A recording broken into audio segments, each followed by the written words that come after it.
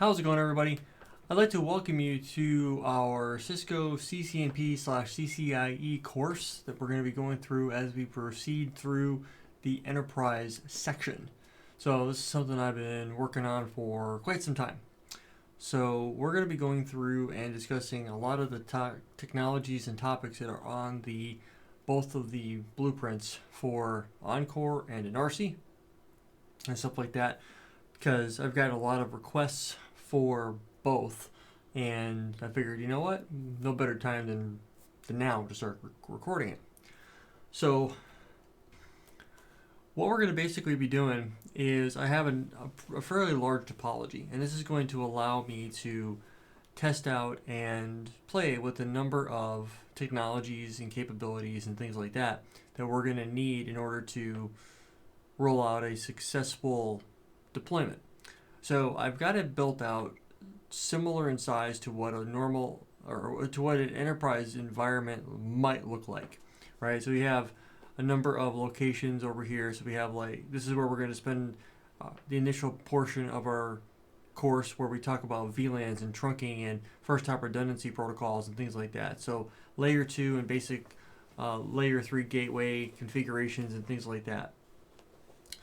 Then we're going to focus on dynamic routing, where we're going to spend some time running RIP here in a service provider network. And then we're going to focus on getting EIGRP up and running inside of a service provider network. And then we're going to roll out OSPF and get OSPF up and running in a service provider network.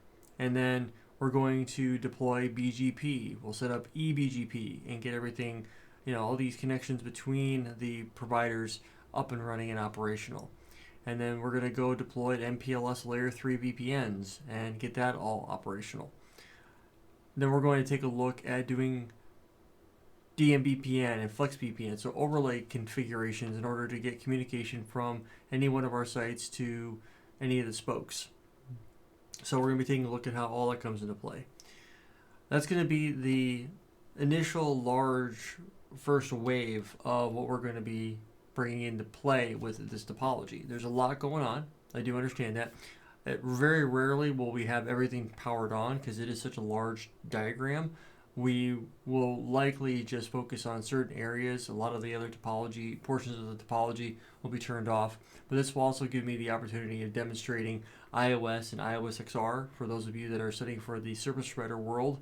That'll also cover a lot of those capabilities. So the core routing, the advanced routing, the VPN exam, things like that. We're also going to wrap in some different firewall technologies. So we have ASAs and FTD for firepower threat defense. And we'll take a look at how that would come into play as a internet termination device and things like that. It's going to be basic ASA configs. So like just getting NAT and maybe a site-to-site VPN and how that might come into play and things like that. Where I'm going to do a much deeper dive onto how ASA works in a different set of videos geared towards security.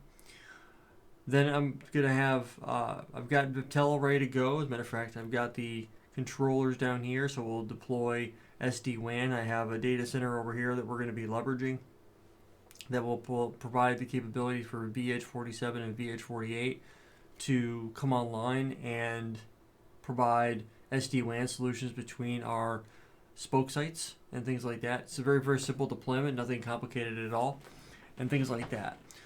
We have a couple of other sites that are going to be more like co-location facility. So we've got a dual purpose internet connection here where we got iOS XR simulating like ASR 9000s to do internet connectivity and provide a GRE tunnel or something along those lines and stuff like that. So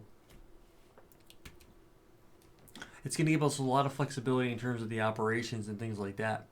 I've also got another data center over here that we're going to be leveraging that will give us the ability to do things like multiple context mode and clustering of our ASA firewalls and things like that, so we can play around with high availability firewalls and things like that.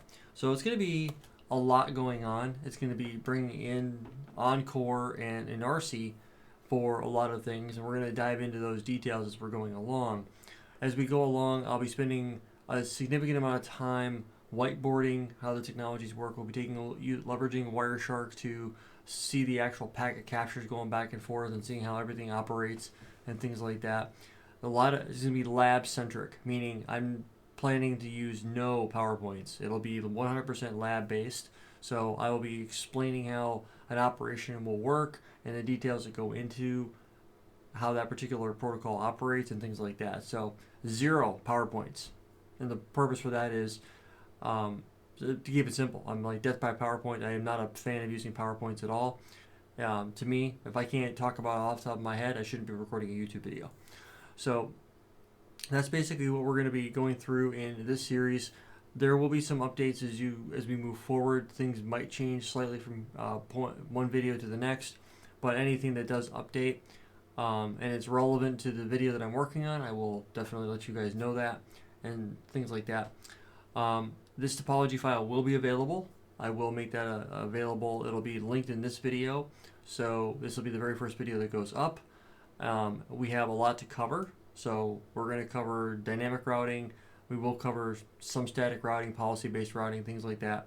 But as we proceed forward, we're going to, if you're somebody's at the CCNA level, we're going to do some very, very quick review on a particular topic, and then we're going to start diving right into the meat and taters. So it's going to quickly ramp up to a CCNP level and CCNP, and then eventually get into CCIE with some of the more the complexities of how the network would get rolled out and things like that. I'm looking forward to this quite a bit. So with that being said, let's go ahead and dive into our first video, the next video, where we start breaking down getting the layer 2 up and running and some of the different ways that will work. Until next time, guys, thank you so much for stopping by. If you haven't already done so, please like, share, and subscribe, and I'll see you guys in the next video.